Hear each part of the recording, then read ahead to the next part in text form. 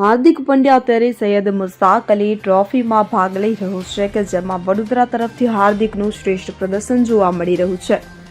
29 ડિસેમ્બરે ત્રિપુરા વિરુદ્ધ તેણે માહોલ જમાવ્યો અને 200થી વધુ સ્ટ્રાઇક રેટની સાથે રન બનાવીને વડોદરાની મેચ જીતાડી દીધી।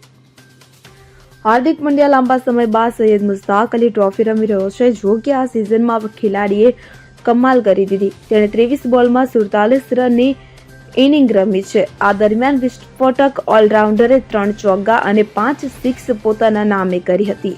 વડોદરા તરફથી બેટ્સમેન મિથલેશ પાલે 24 બોલમાં 37 રનની ઇનિંગ રમી।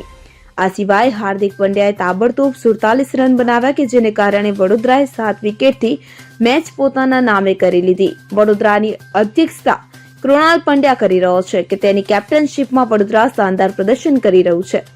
ઉલ્લેખનીય છે કે હાર્દિકે તાજેતરમાં જ ભારત માટે બાંગ્લાદેશ અને સાઉથ આફ્રિકા વિરુદ્ધ રમેલી સિઝનમાં કમાલની બેટિંગ કરી હતી। આ દરમિયાન જમણા હાથના ખેલાડીએ ઘણા અદ્ભુત શોટ પણ માર્યા। Bureau report CN24 news. હવે જુઓ દેશ દુનિયાની તમામ ખબરો તમારી આંગળીના ટેરવે। ઉઠાવો મોબાઈલ અને Google Play Store પરથી ડાઉનલોડ કરો અમારી CN24 ન્યૂઝ મોબાઈલ એપ।